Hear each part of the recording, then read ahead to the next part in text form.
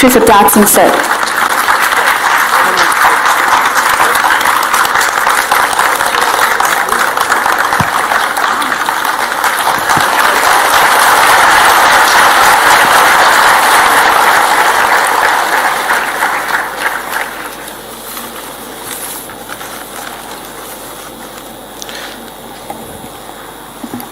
नमस्कार। मैं मंच पर आसीन माननीय न्यायमूर्ति श्री संजय करोल सर, न्यायाधीश माननीय उच्चतम न्यायालय, माननीय न्यायमूर्ति श्री अहसानुद्दीन अमानुल्लाह सर, न्यायमूर्ति माननीय उच्चतम न्यायालय, माननीय न्यायमूर्तिगण पटना उच्च न्यायालय के पधारे हुए सभी न्यायमूर्तिगण का पूरे बिहार राज्य व्यवहार न्यायालय कर्मचारी संघ परिवार की ओर से तहे दिल से स्वागत करता हूं। आप सभी अभिभावकगण को आज अपने बीच पाकर पूरा व्यवहार न्यायालय कर्मचारी परिवार भाव विभोर एवं आह्लादित है। इस अवसर पर मैं दो पंक्तियां कहना चाहूंगा। स्वीकृत आमंत्रण किया, रखा हमारा मान, कैसे करे कृतज्ञता, स्वागत है श्रीमान।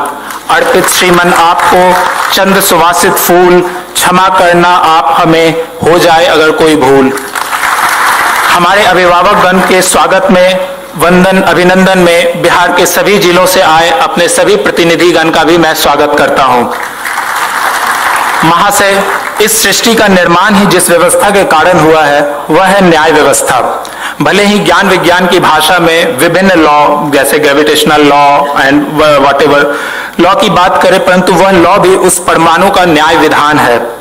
आप अपने आसपास जिधर भी नजर दौड़ाएं, आपको सभी अपने न्याय विधान से बंधी मिलेंगी। संभवतः इसी कारण भारतीय दर्शन के प्रमुख 6 दर्शनों में महर्षि गौतम द्वारा प्रतिपादित न्याय दर्शन विशेष रूप से प्रमुख है, जिसे परिभाषित करते हुए लिखा गया है नियते विविक्षार्थे अनेन इति न्याय। अर्थात जिस साधन के द्वारा हम अपने विवक्षित यानी कि ज्ञेय तत्व के पास पहुंच पाते हैं वही साधन न्याय है। यही कारण है कि न्याय विधा में लगे लोगों को ज्ञानी अथवा विद्वान कहा जाता है। श्रीमन, हम व्यवहार न्यायालय कर्मचारीगण वह रीढ़ हैं जो इस न्याय प्रक्रिया के अनवरत चलते रहने में एक अहम भूमिका अदा करते हैं। हमारे इस महान राष्ट्र के संवैधानिक मूल्यों के अनुसार हर व्यक्ति को सामाजिक, आर्थिक एवं राजनीतिक न्याय दिलाना हम सभी व्यक्ति का परम कर्तव्य है और इस न्याय में हम कर्मचारीगण बिना किसी राग द्वेष भय प्रीत के निरंतर लगे हुए हैं। परंतु श्रीमन, कुछ हद तक यह हमारा सौभाग्य अथवा दुर्भाग्य है कि हमारी चर्चा उतनी कहीं नहीं होती जितनी हमें हमारी होनी चाहिए। श्रीमन,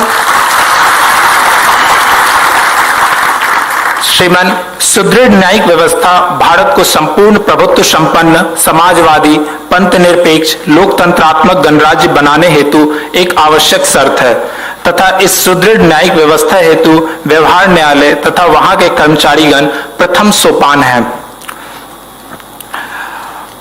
हम कर्मचारीगण का आप लोगों द्वारा जो पिता तुल्य मार्गदर्शन एवं संरक्षण किया जाता रहा है, हम सभी कर्मचारीगण इसके लिए अत्यंत कृतज्ञ महसूस करते हैं।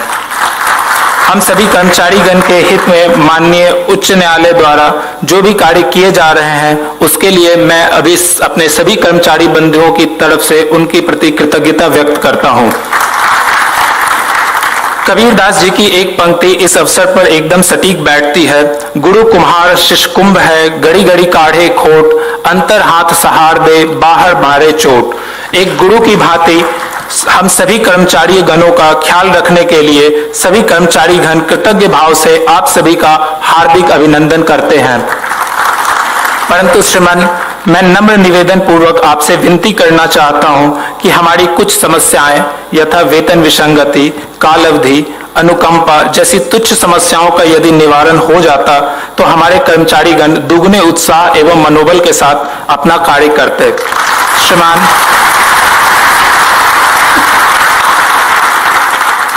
श्रीमन, यह हमारा दुर्भाग्य है कि माननीय उच्च न्यायालय एवं आप सभी पिता तुल्य अभिभावक गण द्वारा यथासंभव प्रयास करने के बावजूद हमारे वेतन उन्नयन का प्रस्ताव आज तक अनुत्तरित है।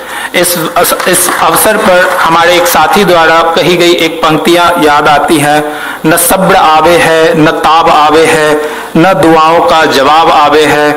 मैं अंधेरे को ओढ़ भी लेता मगर रास्ते में महताब आवे हैं। आप सब महताब की उम्मीदों की वजह से हम उस चीजों को नहीं एक्सेप्ट कर पा रहे हैं। श्रीमान, हमारी कार्य कुशलता एवं कार्य विविधता को देखते हुए वेतन उन्नयन हेतु माननीय उच्च न्यायालय एवं आप सभी अभिभावक गण के द्वारा अथक प्रयास करने के बावजूद आज 37 साल बाद भी हम उसी स्थान पर खड़े हैं। श्रीमान, हम कर्मियों की बेहतरी के लिए माननीय उच्च न्यायालय द्वारा बनाया गया व्यवहार न्यायालय नियमावली 2022 में कुछ बेहतरी के बिंदु श्रीमान के आंखों से ओझल हो जाने के कारण हम कर्मचारीगण बड़ी दुविधा की स्थिति में आ गए हैं। श्रीमान, माननीय न्यायमूर्ति श्री जगन्नाथ सेट्टी कमीशन द्वारा प्रतिपादित रिपोर्ट के अनुसार हम कर्मचारीगण को राज्य कर्मियों से अलग प्रत्येक 5 वर्ष में पदोन्नति देने का प्रस्ताव प्रस्तावित किया गया था, परंतु श्रीमान नियमावली 2017 में उक्त प्रावधान 5 वर्ष ही था, परंतु ड्यू टू ओवरसाइट नियमावली 2022 में उक्त प्रावधान को राज्य कर्मियों की भांति कर दिया गया है, जिससे हमारे कर्मियों के बीच में बहुत दुविधा की स्थिति उत्पन्न हो गई है। श्रीमान, कई नवयुवक जो योग्य होने के बावजूद क्लास 4 में किसी परिस्थिति के कारण नियुक्त हो गए, उन्हें पदोन्नति हेतु लंबा इंतजार करना पड़ रहा है। श्रीमान, यदि इस कालावधि को कम कर दिया जाता तो युवा ऊर्जा ज्यादा उपयोगी सिद्ध होती तथा पूरे बिहार राज्य व्यवहार न्यायालय कर्मियों में एक रूपता आ जाती। श्रीमान, हमारे कुछ साथी जो असमय काल कलवित हो गए, उनके आश्रितों की आर्थिक दशा हमारे मन मस्तिष्क को द्रवित कर देती है।